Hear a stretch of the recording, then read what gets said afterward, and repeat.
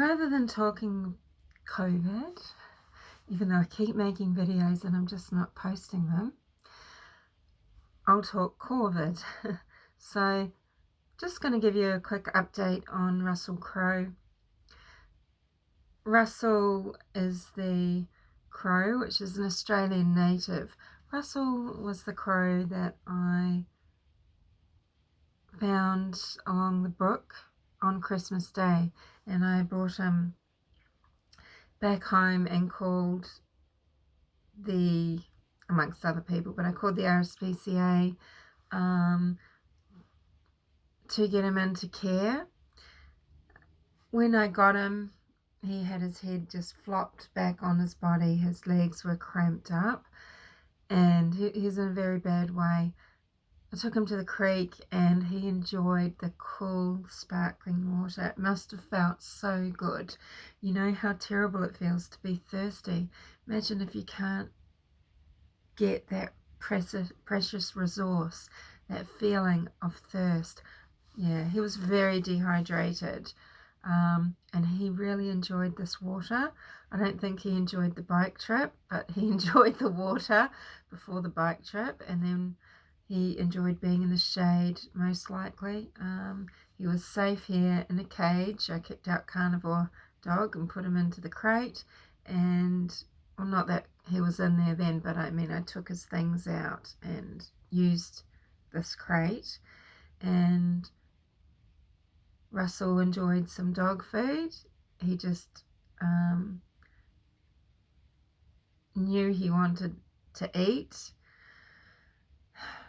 In the animal care industry, we use the scale from 1 to 5 to decide on condition as far as weight. So you've got 5, which is morbidly obese, and 1, which is dangerously emaciated. And you know, if you imagine you've got a cat or a dog, 3 is most ideal generally. So you can feel ribs, you can see ribs, feel ribs. Running your finger backward against the fur growth or hair growth, you should feel the spine, not necessarily see it. And then there should be a waist and a tuck. And, you know, this scale is used pretty universally, I think, to show condition just based on weight. And Russell Crowe was a 1. He was severely emaciated. You know, he had ataxia, so his muscles were damaged. His brain couldn't function and drive his muscles. This is why his head was back. It was floppy. He had no control. His feet were cramping. This was the very poor sign. You know, his feet had gone into that position. I was trying to hold on hope. I could see that, you know, one had sort of flattened it out a little bit, his little toes in the cage. I was thinking, oh, you know, is he on his way to recovery? But it was wishful thinking. So the RSPCA have made the decision that they would euthanize him. So look, you know, he didn't have to suffer being attacked again or being, by other birds or predators. Maybe that would have been quick anyway, but I'm sure it would have been distressing and painful. And he didn't need to just silently die more slowly of thirst and hunger. You know, I guess because I think that feeling, that sensation must have been so dreadful for him, apart from everything else. You know, I can see his little head now and his tongue coming out of his beak and the drinks that he was taking, and yeah, I'm just going to remember that. Anyway, sorry, this is a long story about a crow that died. So, but I just thought I'd update you rather than post these other videos that I've made where I'm giving my views on human evolution alongside viruses. What are the existing viruses in the world today? What are their morbidities? with, you know, viruses that exist today with 100% morbidity, such as rabies. You know, if you get that and you don't get the treatment you need, you will die. It affects the brain. You know, you've got morbidities of 80%, viruses sweeping the world, you know, rotaviruses killing infants through them having diarrhea spread through feces. What are we doing to help the third world with their hygiene and sewage, you know, and water issues? But don't worry, thank fuck for Pfizer rolling out this vaccine. Oh, they have said, don't worry, this vaccine that we created for the first wave, it's going to work. It's a miracle. It's going to work on the UK strain. Yep. So that's a miracle, isn't it? I mean, I know I'm not a politician, so I'm not actually qualified to talk on things like this, so I shouldn't say too much. Yeah, so, you know, our current SARS-CoV-2 has a mortality rate of 2.3%. Now, we don't like this, and we are worried about what's most infectious.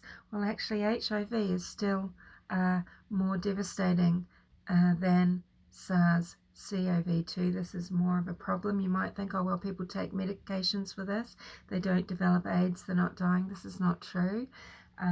Because of education, because of manipulation in certain countries, where people aren't educated about condoms, and where there's all sorts of weird things going on. Anywho, so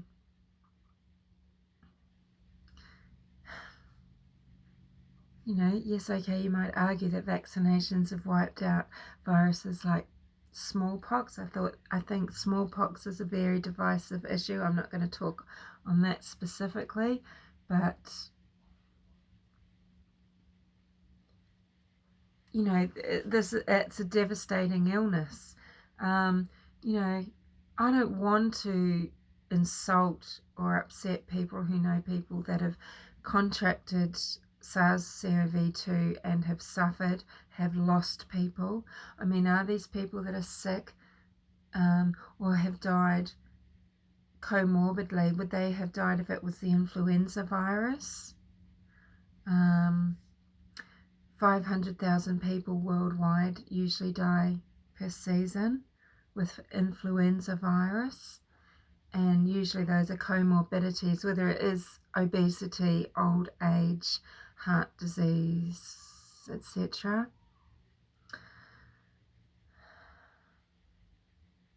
You know, there's the MERS CoV.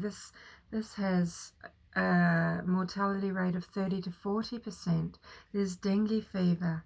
This is a serious disease, and a lot of the population of Earth live in these warm climates where that virus is. And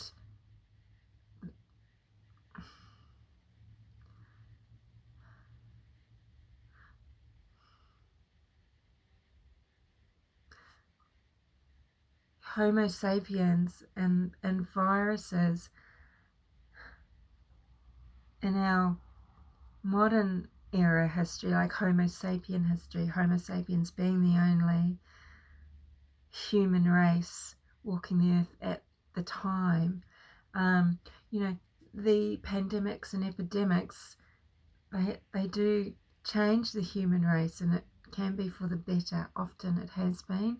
History has shown this, and because it's not just causing immune responses with immune proteins.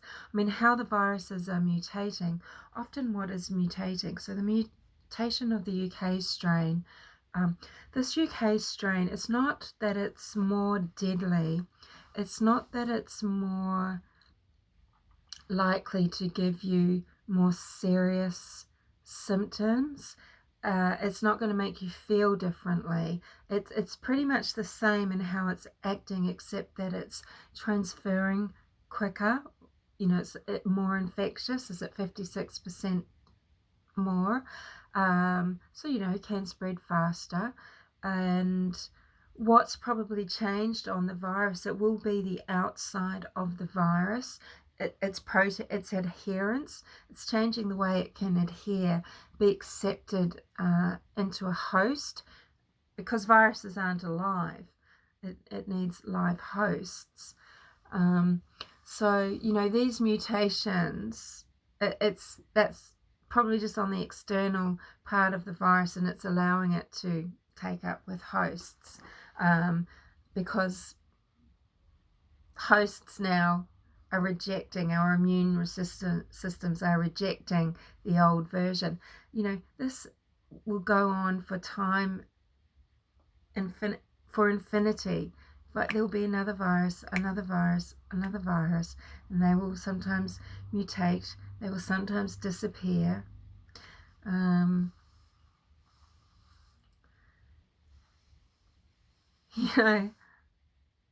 Thank fuck for Pfizer, the Americans are saying. I think Australians are going to get a different version, a different medication from a different company. The Oxford, don't ask me now. But, Pfizer, they've developed a vaccine that's for the first wave infection. But, wow, miracle, it's able to work, they think, against this UK mutation. Isn't that a miracle? Yeah, so 21 million portions of this vaccination in America now. 1 million people have it now. They've got the debate of who do we give the vaccination to? Do we do the follow-ups, or do we get more first vaxxers out to more people? Heaven forbid that they should work out that they can give less of it to someone. Pfizer won't want that. They want you using a big dose, don't they, per person? But look, I think if you want to get vaccinated, get vaccinated. If I don't want to, I don't want my life restricted. Let's not be the frogs in the pot of water being brought to the boil. This is actually what is happening, though.